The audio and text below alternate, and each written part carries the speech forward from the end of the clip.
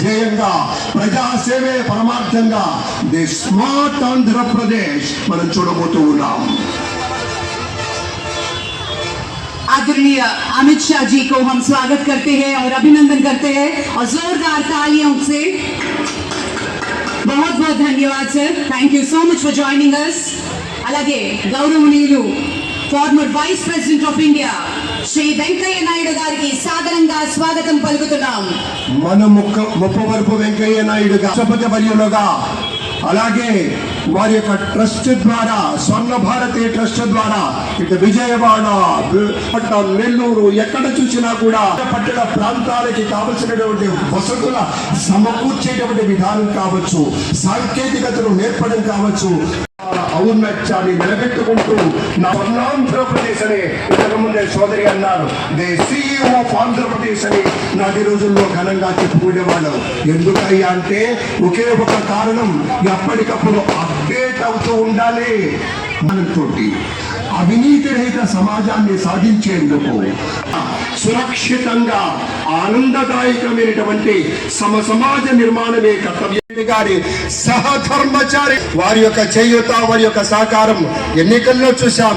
నాటి రోజున అన్యాయంగా అక్రమంగా ఇబ్బందులు పెట్టిన రోజున ఆ తల్లి రాష్ట్రమంతా తిరిగి అందరి యొక్క శక్తిని నింపి అందరికీ కావలసినటువంటి ఉత్సాహాన్ని ఇచ్చింది.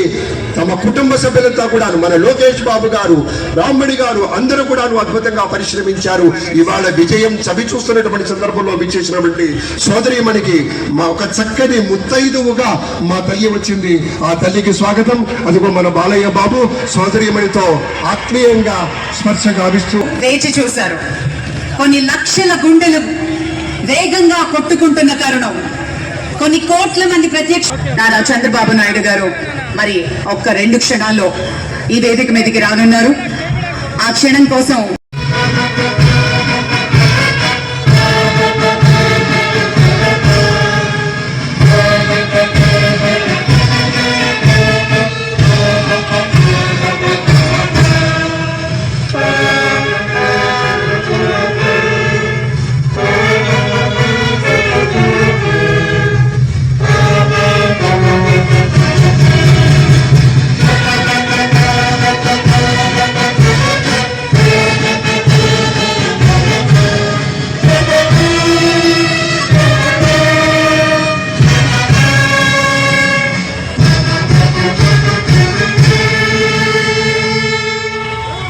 ధన్యవాదాలు. అందరూ కూర్చోండి, దయచేసి సుఖాసీనులు కండి. Thank you very much sir. With kind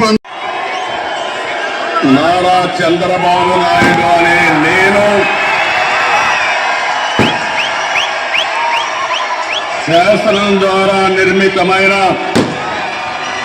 భారత రాజ్యాంగం పట్ల నిజమైన విశ్వాసం, విధేయత చూపుతానని, భారతదేశ సార్వభౌమాధికారాన్ని సమగ్రతను కాపాడుతానని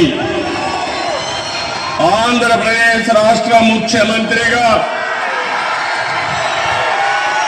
నా కర్తవ్యాలను శ్రద్ధతో, అంతఃకరణ శుద్ధితో నిర్వహిస్తానని, భయం గాని, పక్షపాతం గాని, రాగద్వేషాలు గాని లేకుండా రాజ్యాంగాన్ని, శాసనాలు అనుసరించి ప్రజలందరికీ న్యాయం చేకూరుస్తానని దైవ సాక్షిగా ప్రమాణం చేస్తున్నాను.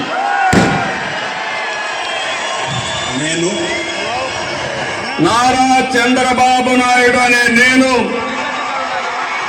ఆంధ్రప్రదేశ్ రాష్ట్ర ముఖ్యమంత్రిగా నా పరిశీలనకు వచ్చిన లేదా నాకు తెలియవచ్చిన ఏ విషయాన్ని నా కర్తవ్యాలు సక్రమంగా నిర్వహించేందుకు అవసరమైన మేరకు తప్ప ప్రత్యక్షంగా గాని పరోక్షంగా గాని ఏ వ్యక్తికి లేదా వ్యక్తులకు తెలియపరచమని లేదా వెల్లడించని దైవ సాక్షిగా ప్రమాణం చేస్తున్నాను.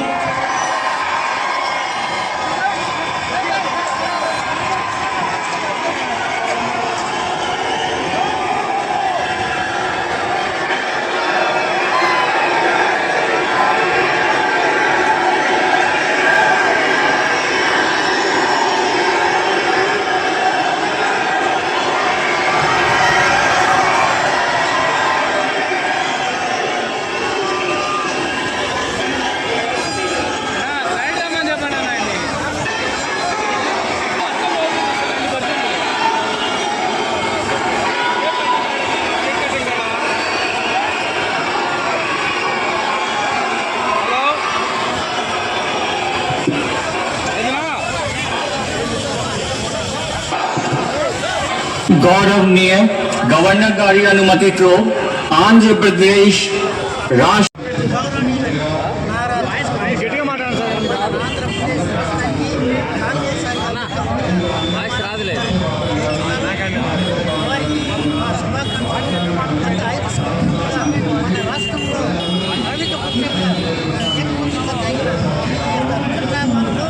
ప్రజలందరూ కూడా ఏకదాటిగా ఇప్పుడు కూడా మార్పు కోసమై ఎన్నికలలో 100% ఎమ్మెల్యేలను మన రాష్ట్రానికి చేసి ఎమ్మెల్యేలు సేవ చేసుకుంటారు సహకరించినారు.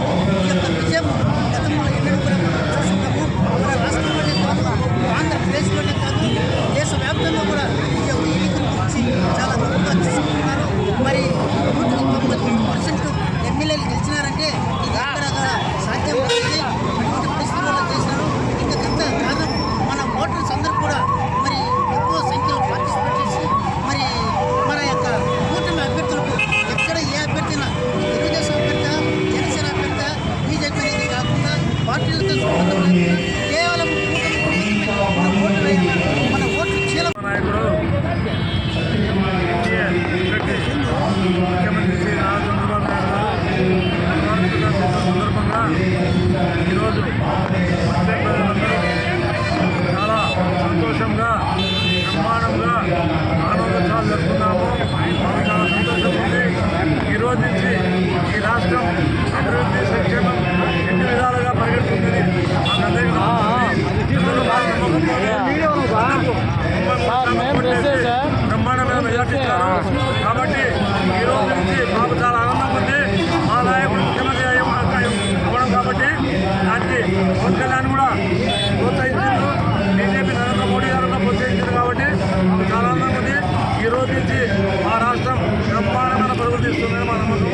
తెలుగుదేశం పార్టీ, జనసేన, బీజేపీ కలిసి ఎన్డీఏ కూటమిగా ఏర్పడి ఆంధ్రప్రదేశ్ 4వసారి ముఖ్యమంత్రి చేసిన నారా చంద్రబాబు నాయుడు గారి శుభ సందర్భంగా తెలుగుదేశం నాయకులు, కార్యకర్తలు అందరూ అఖండ సంతోషాలతో, సుఖాలతో ఘన విజయం చేసుకున్నారు ఇక్కడ.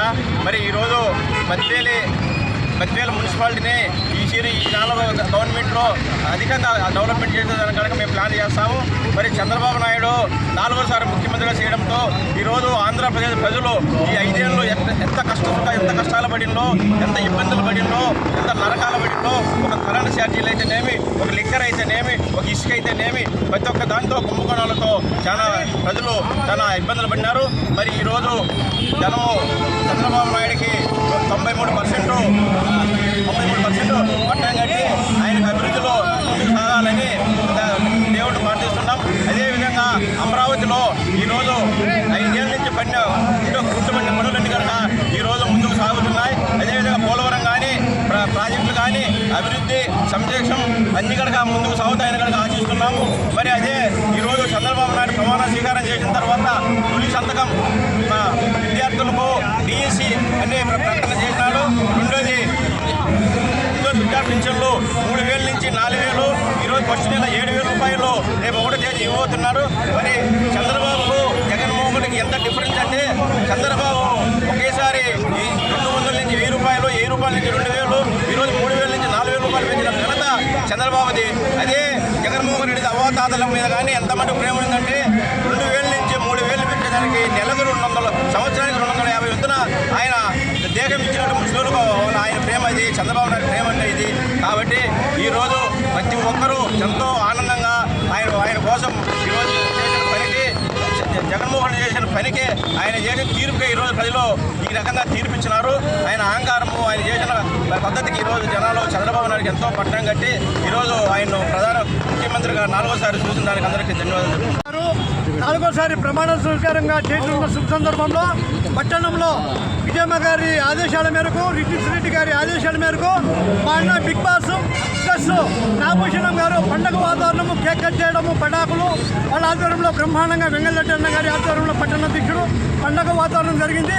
కాబట్టి ఈరోజు నుంచి రాష్ట్రంలో ఈ 175 నియోజకవర్గాల్లో చంద్రబాబు నాయుడు గారి ఆధ్వర్యంలో బస్సులో ఉచిత ప్రయాణము, కరెంటు ఛార్జీలు కానివ్వండి, తర్వాత ఇసుక కానివ్వండి, తర్వాత వచ్చేసి ఆడవాళ్ళకి ఇచ్చే సీనియర్ కానివ్వండి, అన్ని విధాలుగా సహకరిస్తారని చెప్పి గౌరవనీయులు చంద్రబాబు